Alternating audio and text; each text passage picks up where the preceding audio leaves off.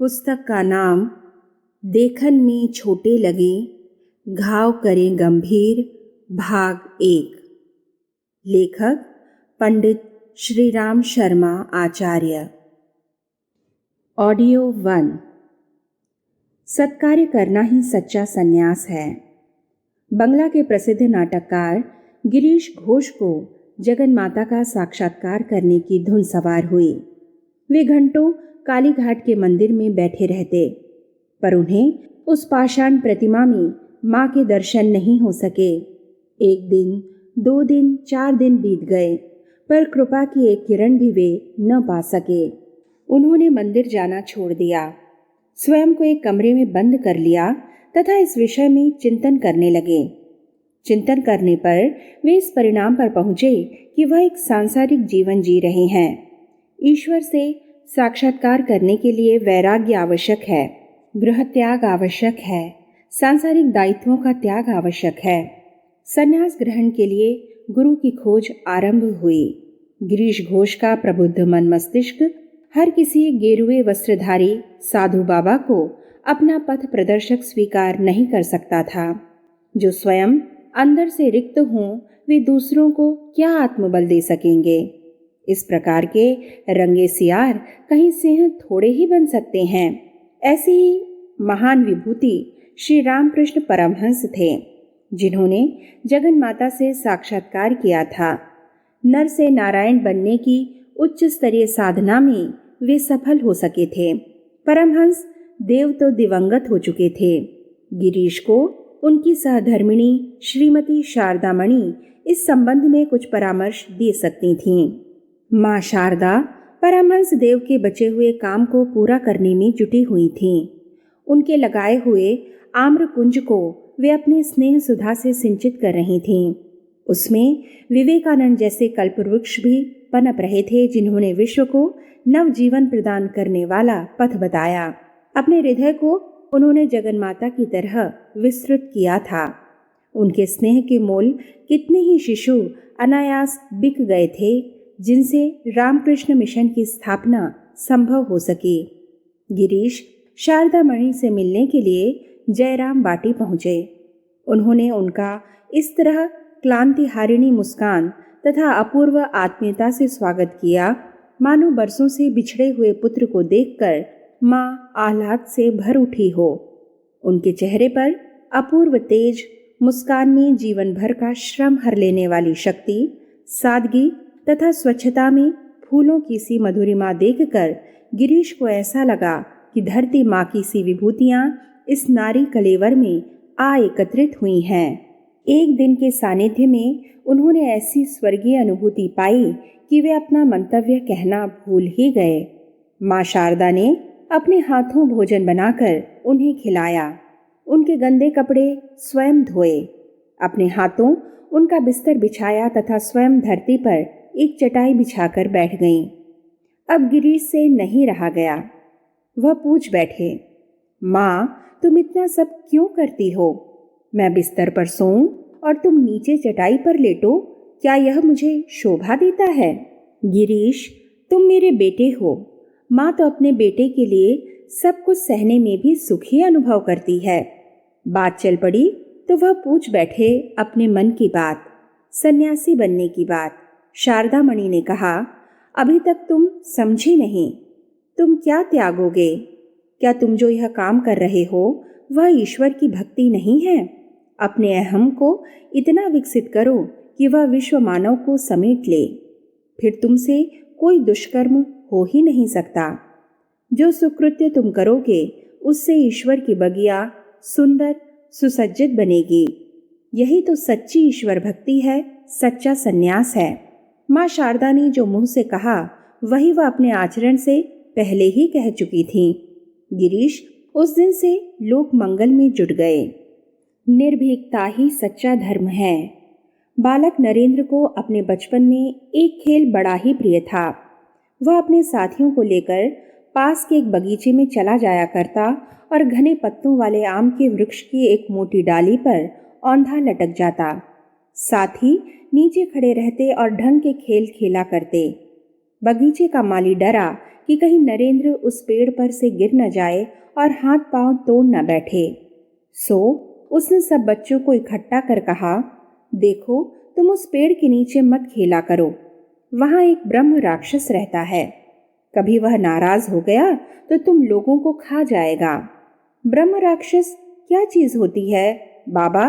नरेंद्र ने जिज्ञासावश पूछा। जो लोग किसी दुर्घटना में मारे जाते हैं या अपने बैरियों द्वारा बुरी तरह कत्ल कर दिए जाते हैं, वे असमय में मरने के कारण भूत बन जाते हैं। असमय में मृत्यु होने से उनकी आत्मा इधर उधर भटकती रहती है और लोगों को परेशान किया करती है, माली ने कहा। तो उस पेड़ के नीचे कौन मारा गया था और कब किसने उसकी हत्या की थी? यह तो मुझे नहीं पता बेटा। तो फिर तुम्हें कैसे पता कि वहां ब्रह्म राक्षस रहता है? लोग कहते हैं तो, परंतु तुमने कभी उसे देखा है? नरेंद्र एक के बाद एक प्रश्न किए जा रहा था। इन प्रश्नों को सुनकर माली घबरा उठा, क्योंकि वह एक प्रश्न का जवाब नहीं दे पाता था कि दूसरा प्रश्न तैयार मिलता। सो घबरा कर बोला, नरेंद्र, तुमसे बातों में तो भगवान ही जीते। मैं तो केवल इतना कहे देता हूँ कि तुम उस पेड़ के नीचे मत खेला करो। कल को कुछ हो गया, ब्रह्म राक्षस ने तुम्हें कुछ कर दिया तो मैं नहीं जानता। अच्छा बाबा, अच्छा, नहीं खेलेंगे। इतना नाराज क्यों होते हो? नरेंद्र ने कहा और अपने साथियों के साथ वहां से भाग चला। उसी दिन शाम को नरेंद्र घर से गायब। पहले तो परिवार वालों ने सोचा कि यहीं कहीं खेल रहा होगा, परंतु जब बहुत देर हो गई तो चिंता हुई कि बच्चा बड़ा शरारती है, कहीं कोई दुर्घटना न हो गई हो। यह भय सबको सताने लगा। खोजबीन हुई। नरेंद्र के मित्रों के घर तलाश किया गया। बाल सखा तो सब चुपचाप सो गए थे। इतनी देर रात तक बच्चे जागते ही कहाँ हैं। फिर भी उन्हें उठा उठा कर पूछा गया कि नरेंद्र को कहीं देखा था। सभी ने एक ही उत्तर दिया, कहीं नहीं। उन बाल सखाओं के अभिभावक भी चिंतित हो उठे, क्योंकि चंचल और शरारती होने के कारण नरेंद्र उन्हें भी अपने बच्चों के समान प्रिय था। इसलिए उनकी भी नींद जाती रही और वे भी खोजबीन में लग गए। नरेंद्र के स्वभाव से परिचित किसी वृद्ध व्यक्ति ने पूछा, क्या नरेंद्र को किसी ने कोई काम करने से रोका था? नहीं तो, और रोकने से वह मानता भी कहाँ है? नरेंद्र के ही किसी निकट संबंधी ने कहा। लड़कों से पूछा गया तो उक्त घटना का पता चल गया और वृद्ध परिचित अंदाज में चलते हुए पहुंचे उसी बगीचे में और उसी आम के पेड़ तले जाकर रुके, जिसमें कि माली ने ब्रह्म राक्षस का निवास बताया था, और आवाज लगाई, नरेंद्र, ओ नरेंद्र, मैं यहाँ हूँ बापू। ऊपर से नरेंद्र की आवाज आई, नीचे उतरो बेटा, सब लोग कैसे परेशान हो रहे हैं। और नरेंद्र जब नीचे उतरा तो उससे पूछा कि वहां क्या कर रहे थे। नरेंद्र ने बताया, ब्रह्म राक्षस की प्रतीक्षा, मैं उससे मिलना चाहता हूँ।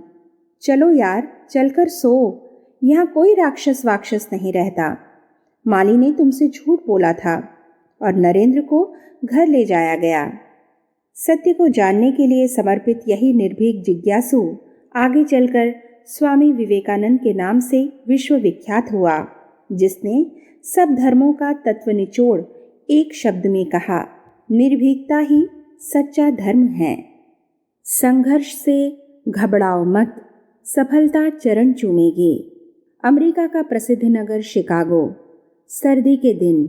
व्यस्त राजमार्ग पर भी बहुत कम चहल पहल नजर आ रही थी। जितने अमेरिकी सड़क पर गुजरते हुए दिखाई भी देते, वे लंबा ऊनी कोट पहने और कैप लगाए थे। होटल और रेस्टोरेंट खचाखच भरे थे।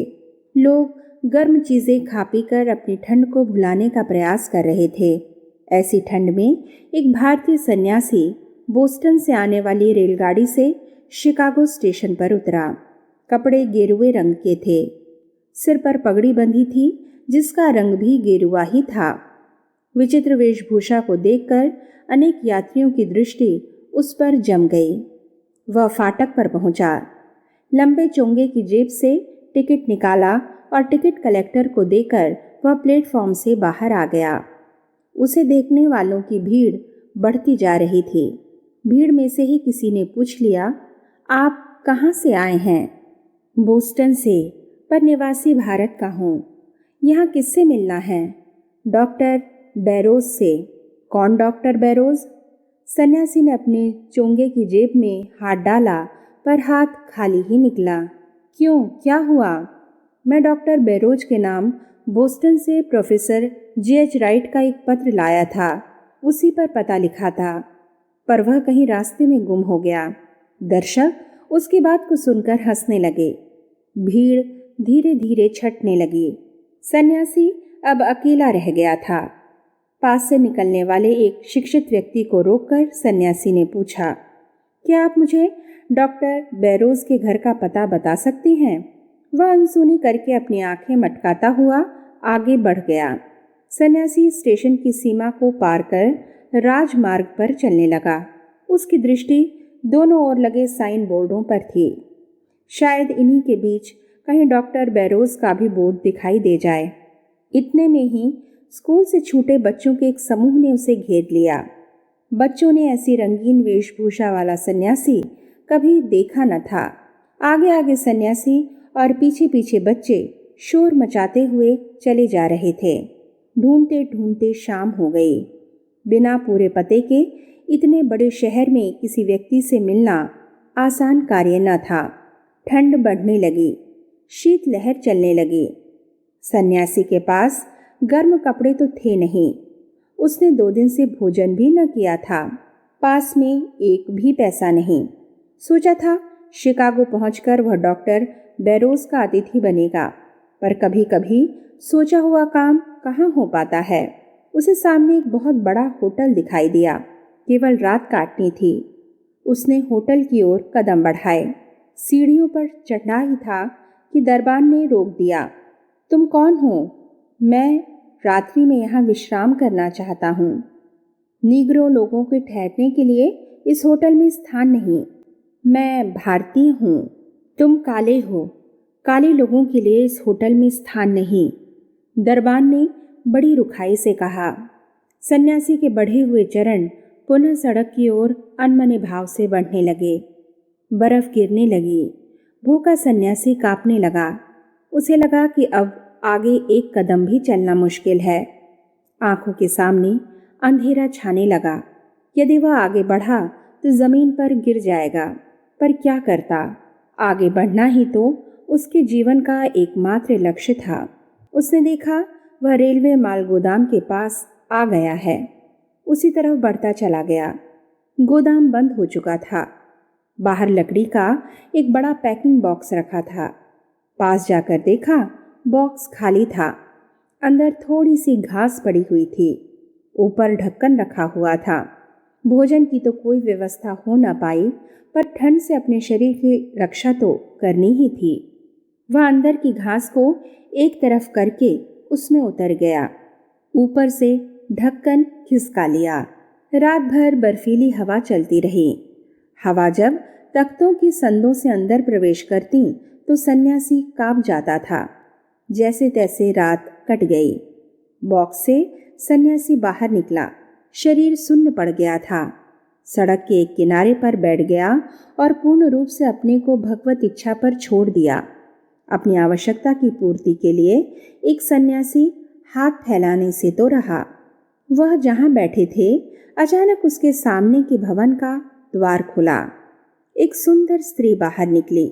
वह सन्यासी के पास आई और पूछने लगी, स्वामी जी, यहाँ जो सर्वधर्म सम्मेलन होने जा रहा है, क्या आप उसमें भाग लेने पधारे हैं? आपका परिचय क्या है? मेरा नाम विवेकानंद है। मैं भारत से इस सम्मेलन में भाग लेने आया हूँ। मुझे बोस्टन से डॉक्टर बैरोज के नाम प्रोफेसर J.H. राइट ने एक पत्र दिया था। वह कहीं गुम हो गया। मेरे पास तो कोई परिचय पत्र भी नहीं है। वह महिला स्वामी जी को बड़े सम्मान के साथ अपने घर ले गई। वहां उसने सन्यासी के लिए भोजन, गर्म कपड़ों तथा निवास की पूरी व्यवस्था की। दूसरे दिन सर्वधर्म सम्मेलन के कार्यालय में जाकर परिचय कराया। 11 सितंबर 1893 का दिन उस सन्यासी के जीवन में विशेष महत्व का दिन था, जब शिकागो के सर्वधर्म सम्मेलन में उनका भाषण हुआ। हजारों श्रोता मंत्रमुग्ध हो गए। अब प्रत्येक अमेरिका निवासी की जवान पर उन्हीं का नाम था। यह वह व्यक्ति था जो रात काटने के लिए एक दिन दर बदर भटकता रहा और आज लोगों के हृदय में अपना स्थान बनाए हुए था। अनेक समाचार पत्रों के मुख्य पृष्ठ पर उनके भाषण छपने लगे। उसी नगर में स्थान स्थान पर अनेक बड़े बड़े चित्र लगाए गए, जिसके नीचे मोटे मोटे अक्षरों में लिखा था, स्वामी विवेकानंद। सचमुच भारतीय धर्म और दर्शन की ध्वजा को देश की सीमा को पार कर सुदूर देशों तक पहुंचाने वाले स्वामी विवेकानंद की सेवाओं को भुलाया नहीं जा सकता।